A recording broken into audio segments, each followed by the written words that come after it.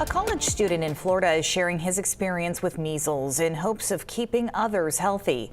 Blaze Carney attends Ave Maria University, which was dealing with an outbreak at the end of January. Carney was one of the first students to test positive for measles. On top of a sore throat and sniffles, he says he got a painful full body rash and had to go to the emergency room. I didn't eat for a week and I lost 10 pounds in a week just because my throat was so sore. Carney was vaccinated for measles as a child, with doctors saying this is one of the rare breakthrough cases. He says now that he's recovered, he's on a mission to convince others to get vaccinated. According to the CDC, 2 doses of the MMR vaccine are the best way to stay protected. And we've been following measles cases in Maine, with the CDC reporting 5 people who've tested positive, all in Penobscot County. 1 person with measles has been hospitalized there. Penobscot County is also dealing with the spread of HIV. The Maine CDC reports 38 confirmed cases since October of 2023. As a result, some local organizations are working to strengthen public health efforts. News Center Maine's Aku DeVal reports on how one local church now is teaming up with a nonprofit on the front lines of the challenge. According to Maine CDC data, there are now 38 confirmed HIV cases in Penobscot County since October of 2023. In the 5 years prior to this outbreak, there were an average of 2 new HIV diagnoses per year in Penobscot County.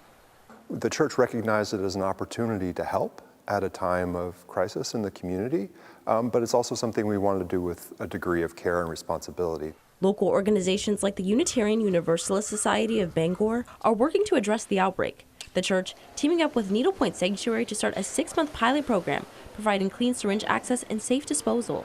For the last 2 years, there has been an extreme lack of syringe services in this community. Do you want one of these?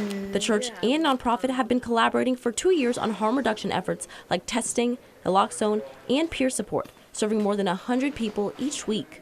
UUSB Council Chair Zach Falcon says the program will be closely monitored to keep community members safe while providing support to those who need it. Opportunities to help in our community, to reduce harm, connect people with community and services is an opportunity for us to live out our values. When people reuse needles, they can also be at really high risk for other infections, which can lead to even heart problems like endocarditis. Bangor Public Health Director Jennifer Gunderman says syringe programs can serve as an important gateway towards treatment and support. When you're certified through the state, offer more than just needles. They offer a touch point for people to learn about other resources and get referrals to other services.